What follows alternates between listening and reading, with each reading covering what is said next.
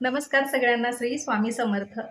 तर अधिक महिन्यामध्ये सुवासिनीचे पूजन कसे करावे, किती सुवासिनींचे पूजन करावे, त्याचबरोबर सुवासिनींचे पूजन कोणत्या दिवशी करावे आणि सुवासिनींना कोणत्या वस्तू वाणामध्ये द्याव्या याबद्दल आज थोडक्यात माहिती सांगणार आहे. तर बघा, अधिक महिन्यामध्ये सुवासिनी पूजन करणे अत्यंत शुभ मानले जाते आणि या महिन्यामध्ये आवर्जून सुवासिनीचे पूजन करावे.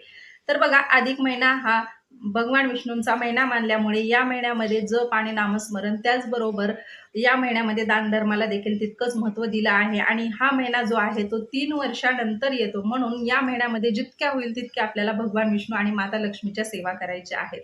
बघा, कोणत्या ना कोणत्या कारणावरून आपल्याकडून भरपूर अशा सेवा घडत नाहीत, पण असा कोणता पवित्र महिना आला तर त्या महिन्यामध्ये आपण खूप साऱ्या सेवा करतो. त्याचबरोबर या महिन्यामध्ये जप आणि नामस्मरणाला जितकं महत्त्व दिलं आहे, तितकंच महत्त्व दानधर्माला देखील दिलं आहे.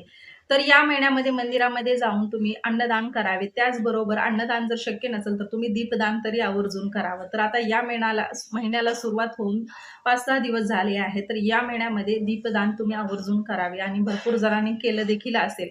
कारण या महिन्यामध्ये 33 दिव्याचं दान करणं देखील अत्यंत शुभ मानलं जातं. त्याचबरोबर या महिन्यामध्ये सुवासिनीचं पूजन करणे देखील अत्यंत शुभ मानलं जातं आणि या महिन्यामध्ये सुवासिनीचे पूजन केल्याने आपल्याला अखंड लक्ष्मी प्राप्त होते व अखंड सौभाग्य देखील प्राप्त होतं. त्यामुळे आवर्जून या महिन्यामध्ये सुवासिनींचं पूजन करावं. तर या महिन्यामध्ये सुवासिनींचे पूजन केल्याने या सुवासिनींना आपण जेव्हा पूजन करतो तेव्हा त्यांना लक्ष्मीचं प्रतीक मानून त्यांचे पूजन करावे. याने देखील आपल्या घरामध्ये शांतता टिकून राहते. त्याचबरोबर आपल्या घरामध्ये जी काही कमतरता असते किंवा लक्ष्मी स्थिर राहत नाही, तर ते देखील स्थिर राहण्यास मदत होते. आपलं सौभाग्य स्थिर राहण्यास मदत होते. म्हणून आवर्जून या महिन्यामध्ये 5, 7, 11 किंवा 21 सुवासिनीचं पूजन करावं. तर आता ते पूजन कसं करावं याबद्दल थोडक्यात सांगते. तर बघा, अधिक महिन्यामध्ये तुम्ही 5 तरी सुवासिनींचे पूजन करावे. आता सुवासिनी जर येत नसतील किंवा तुमच्याकडे भेटत नसतील सुवासिनी स्त्रिया, भरपूर असा म्हणजे स्टँडर्ड एरिया असतो की त्या एरियामध्ये जास्त सुवासिनी घरी राहत नाहीत, त्या जॉबसाठी बाहेर जावं लागतं. तर अशांनी दररोज एखादी जरी सुवासिनी स्त्री भेटली, तर तिचं तुम्ही घरी बोलावून पूजन करावं. आवर्जून हे पूजन करावं आणि ही सेवा करावी. कारण हा महिना नंतर येत नाही, 3 वर्षानंतर येतो. तर आपल्याला या महिन्यामध्ये जितक्या होईल तितक्या सेवा करायच्या आहेत. तर हे देखील सेवाच आहे. त्यामुळे तुम्हाला आवर्जून एखाद्या तरी सुवासिनीचं दररोज न चुकता एक तरी सुवासिनी स्त्री घरी बोलावून तिची पूजा करून तिची ओटी वगैरे भरून घ्यायची आहे. तर आता कसं पूजन करावं? तर बघा, तुम्ही एखाद्या शुक्रवारी, मंगळवारी किंवा तुम्ही पौर्णिमेच्या दिवशी, नाही शक्य तर तुम्ही दररोज, म्हणजे हा महिना जो आहे तो भगवान विष्णूंचा आहे आणि या महिन्यामध्ये जितकं होईल तितकं दानधर्माला महत्त्व दिलं आहे आणि त्याचबरोबर सेवेला देखील महत्त्व दिलं आहे. म्हणून या महिन्यामध्ये कोणताही शुभ मुहूर्त न बघता तुम्ही आवर्जून एखाद्या म्हणजे दिवशी, ज्या दिवशी तुम्हाला वेळ आहे किंवा तुमचं लवकर काम वगैरे झालं असेल, तर त्या दिवशी आवर्जून तुम्ही सकाळी तुमचं काम वगैरे आवरून घ्या आणि त्यानंतर मग सुवासिनीचे पूजन करून घ्या. तर आता कसं करावं? तर बघा, सकाळी स्वच्छ अंघोळ वगैरे करून घ्या. तुमचं स्वयंपाक पाणी जे काही आहे ते आवरून घ्या आणि देवपूजा महत्त्वाची आहे. तुम्हाला तुमची जी सेवा आहे, म्हणजे आपलं पारायण चालू आहे भरपूर जणांचं. त्याचबरोबर भरपूर जणांची सत्यनारायण पूजेची सेवा चालू आहे. त्याचबरोबर भरपूर जणांचे गुरुचरित्राचे पारायण चालू आहेत. तर हे सगळं तुम्ही अगोदर तुमचं वाचन करून घ्या. तर हे पूजन तुम्ही संध्याकाळी केलं तरी चालेल. तुम्हाला प्रदोष काळात जरी करावे वाटेल तरी त्या वेळेस देखील तुम्ही सुवासिनी स्त्रियांना बोलावून तुम्ही त्यांचं पूजन करावं.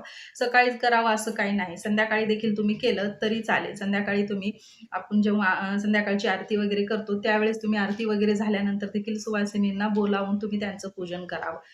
पण शक्यतो तुम्ही सकाळी केलं तरी अतिउत्तम. सकाळी असतील तर सकाळी करा, संध्याकाळी वेळ भेटेल संध्याकाळी करा. तुमची इच्छा. तुम्हाला ज्या वेळेत करायचं आहे त्यावेळेत तुम्ही पूजन करावं. पूजन करण्यास कोणतंही वेळेचं बंधन नाही. तुम्ही जेव्हा सुवासिनी स्त्री तुमच्या घरी येईल तेव्हा तिचं पूजन करून तिची ओटी भरावी. आता सकाळी तुम्ही स्वच्छ आवरून देवपूजा वगैरे झाल्यानंतर, तुमची सेवा झाल्यानंतर मग एखाद्या सुवासिनी स्त्रियांना बोलावून, एखादी बोलवा किंवा तुमच्याकडे 5 भेटत असतील तर तुम्ही आवर्जून 5 तरी सुवासिनींचं पूजन करावं. तर आता 5 सुवासिनींना बोलावून त्यांना बसण्यासाठी आसन वगैरे द्या. आल्यानंतर त्यांना बसण्यासाठी आवर्जून आसन द्यावं आणि त्यांचं हसतमुख स्वागत करावं. कारण सुवासिनी स्त्रियांना आपण लक्ष्मीचं प्रतीक म्हणून घरामध्ये बोलावून त्यांची ओटी भरत असतो. त्यामुळे त्यांचं स्वागत म्हणजे करताना आपला चेहरा जो आहे तो एकदम फ्रेश असला पाहिजे. तर बघा त्यामुळे लक्ष्मी देखील प्रसन्न होते आणि आपल्या घरामध्ये तिचा जो वास आहे तो अखंड राहण्यास मदत होते. म्हणून आवर्जून तुम्ही पूजन करताना आपलं मन देखील प्रसन्न राहावं या पद्धतीने तुम्ही देखील फ्रेश होऊन सुवासिनीचं स्वागत करा. तर आता सुवासिनी स्त्रियांना घरामध्ये बोलावून तुम्ही त्यांना बसण्यासाठी आसन द्या. सगळ्यात पहिल्यांदा आसन देऊन त्यांना बसवा आसनावर आणि त्यानंतर बघा तुम्हाला सुवासिनीचे पाय धुवायचे आहेत. तर पहिल्यांदा सुवासिनी आल्यानंतर तुम्ही अगोदर त्यांचे पाय धुवावे. आता पाय तुम्ही साधे पाण्याने धुवले तरी चालेल. आता भरपूर जण आहेत की ते म्हणजे पाय जे आहे ते दुधाने वगैरे धुतात, पण आपण दुधाने नाही धुवायचं.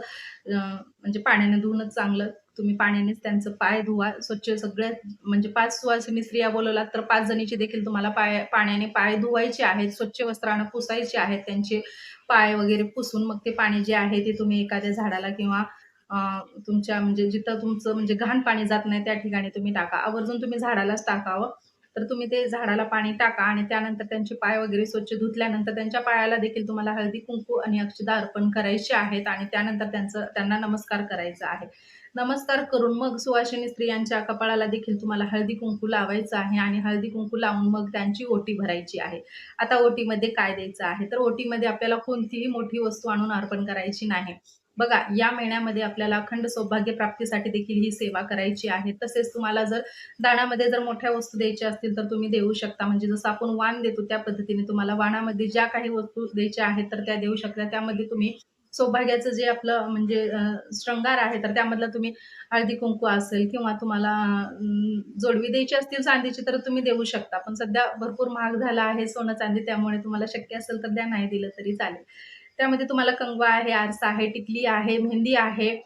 त्याचबरोबर बांगड्या आहेत, तर तुम्ही काचेच्या बांगड्या आवर्जून त्यांना वाणामध्ये द्याव्यात. तर बांगड्या दिल्याने देखील अखंड सौभाग्य प्राप्त होतं, म्हणून तुम्ही आवर्जून त्यांच्या ओटीमध्ये तुम्हाला बांगड्या द्यायच्या आहेत. अशा पद्धतीने तुम्हाला भरपूर साऱ्या ज्या सौभाग्याच्या वस्तू आहेत, तर त्या तुम्हाला त्यांच्या ओटीमध्ये द्यायच्या आहेत. तर पहिल्यांदा ब्लाउज पीस घ्यायचा आहे. ब्लाउज पीसवर थोडेसे तांदूळ घ्यायचे आहेत. त्यावर तुम्हाला नारळ ठेवायचा आहे किंवा एखादे फळ ठेवायचं आहे. मग त्यामध्ये तुम्ही केळी ठेवली तरी चालेल. त्यावर तांदूळ आणि अ, दक्षिणा तुम्ही तुमच्या आवर्जून तुम्हाला ₹11 जरी ठेवायचे असतील, तर ₹11 तुम्ही दक्षिणा त्या ब्लाउज पीसावर ठेवायची आहे. त्याचबरोबर त्यावर केळी ठेवायची आहे. 2 केळी ठेवा. त्याचबरोबर एखादा गोडाचा पदार्थ तुम्ही बर्फी, कोणतीही बर्फी किंवा तुम्ही अनारसे, आता या महिन्यामध्ये 33 अनारसे दान देणे म्हणजे भरपूर असं शुभ मानलं जातं. त्यामुळे तुम्हाला अनारसे जर ठेवायचे असतील किंवा कोणताही गोडाचा पदार्थ, मिठाई कोणतीही तुम्ही आवर्जून त्या ब्लाउज पिसावर ठेवावी आणि त्यानंतर त्यावर आपल्याला वाणाची जी वस्तू आहे त्यामध्ये काचेच्या बांगड्या, आता तुम्ही समजा काचेच्या बांगड्या आहेत तर त्या तुम्हाला बांगड्या ठेवून त्यांच्या ओटीमध्ये भरून त्यांना गजरा मात्र आवर्जून अर्पण करायचा आहे. गजरा देखील तुम्ही आवर्जून प्रत्येक सुवासिनींना गजरा देखील तुम्हाला अर्पण करायचा आहे. जसं की आपण सौभाग्याचं प्रतीक गजऱ्याला मानतो त्या पद्धतीनेच तुम्हाला गजरा देखील सुवासिनी स्त्रियांना अर्पण करायचा आहे किंवा वाणामध्ये द्यायचा आहे. तर तुम्ही त्यांना गजरा द्यावा आणि त्यानंतर मग त्यांना नमस्कार करून त्यांना आणि माता लक्ष्मीला देखील प्रार्थना करावी आणि मग त्यांना तुम्हाला जेवण द्यायचं असेल तर तुम्ही अन्नदानामध्ये तुम्हाला काहीही वस्तू अन्नामध्ये ठेवायची आहे किंवा तुम्ही तोच मिठाई जे तुम्ही ओटीमध्ये भरण्यासाठी आणली आहे तीच त्यांना त्यांच्या तोंडामध्ये म्हणजे घास भरवावा किंवा त्यांना जेवण दिलं तर अतिउत्तमच. 5 सुवासिनींना जेवण देणं अतिउत्तमच मानलं आहे. त्यामुळे तुम्ही आवर्जून पुरणपोळीचा किंवा तुम्ही धोंडे जेवण, भरपूर जण आता धोंडे जेवण करत आहे, तर तुम्ही आवर्जून 5 सुवासिनींना धोंडे जेवण म्हणजे पुरणपोळीचा नैवेद्य, पुरणपोळीचा स्वयंपाक बनवून त्याचं तुम्ही त्यांना जेवू घालावं. अशा पद्धतीने तुम्ही त्यांची पूजा करायची आहे आणि त्यांना नमस्कार करून माता लक्ष्मी देखील प्रसन्न होते आणि त्यांना म्हणजे नमस्कार केले आणि माता लक्ष्मींना देखील नमस्कार केल्यासारखं होतं, म्हणून तुम्ही आवर्जून असे पूजन करावे. त्याचबरोबर बघा, त्यांना दानामध्ये जर तुम्हाला दक्षिणा द्यायची असेल तर दक्षिणा देखील देऊ शकता. आता सांगितलीच आहे की तुम्हाला मी ₹11 जरी दिले तरी चालेल. आवर्जून तुम्ही त्यांची ओटी भरताना त्यावर दक्षिणा ठेवायच्या आहेत. अशा पद्धतीने तुम्हाला दान करायचं आहे. बघा, या महिन्यामध्ये आपण आईची ओटी भरली आहे. तसेच मुलीने देखील आईची जावयाला बोलावून घरी पूजन करून त्यांची ओटी वगैरे भरून त्यांना वाणामध्ये भरपूर साऱ्या वस्तू द्यायचं असं म्हणजे परंपराच आहे. तर त्या पद्धतीने त्यांनी पूजन केलेलं असतं. जसं की आई आणि मुलगी एकमेकीचं पूजन करते, ओटी भरते, त्या पद्धतीनेच आपल्याला या सुवासिनीचं देखील पूजन करायचं आहे. तर अशा पद्धतीने आपल्याला ही सेवा करायची आहे. बघा, मुलगी आणि जावई जसं लक्ष्मीनारायणाचा जोडा म्हणून त्यांचं प्रतीक मानून आपण त्यांचे पूजन करतो, त्याच पद्धतीने आपल्याला या सुवासिनींना लक्ष्मी मातेचं प्रतीक मानून किंवा कुलदेवतेचं प्रतीक मानून तुम्हाला या सुवासिनींना जेवू घालून त्यांची ओटी भरून त्यांचे पूजन करून या महिन्यामध्ये ते देखील पुण्य प्राप्त करून घ्यायचं आहे आणि याने आपलं सौभाग्य जे आहे ते अखंड राहण्यास मदत होते आणि आपल्या घरामध्ये देखील शांतता टिकून राहण्यास मदत होते. म्हणून आवर्जून या महिन्यामध्ये तुम्ही 5, 7, 11 किंवा 21 सुवासिनीचे पूजन करावे. तर इतकीच माहिती तुमच्यासोबत शेअर करायची होती. तर कसं वाटला व्हिडिओ नक्की कमेंट्समध्ये सांगा.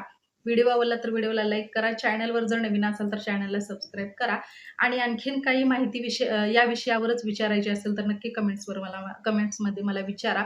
तर कसा वाटला व्हिडिओ नक्की सांगा. धन्यवाद. हा व्हिडिओ पाहिल्याबद्दल पण तुमचे सगळ्यांचे मनापासून आभार आणि श्री स्वामी समर्थ.